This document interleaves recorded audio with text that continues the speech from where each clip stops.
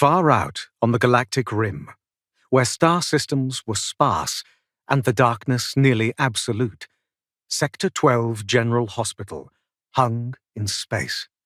In its 384 levels were reproduced the environments of all the intelligent life forms known to the Galactic Federation.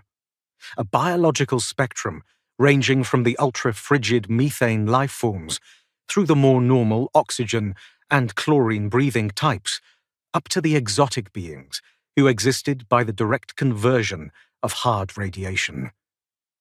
Its thousands of viewports were constantly ablaze with light in the dazzling variety of color and intensity necessary for the visual equipment of its extraterrestrial patients and staff, so that, to approaching ships, the great hospital looked like a tremendous cylindrical Christmas tree. Sector General represented a twofold miracle of engineering and psychology. Its supply and maintenance was handled by the Monitor Corps, the Federation's executive and law enforcement arm, who also saw to its administration. But the traditional friction between the military and civilian members of its staff did not occur.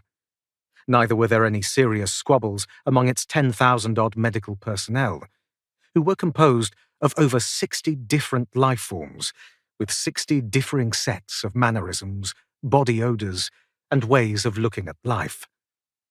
Perhaps their one and only common denominator was the need of all doctors, regardless of size, shape, or number of legs, to cure the sick.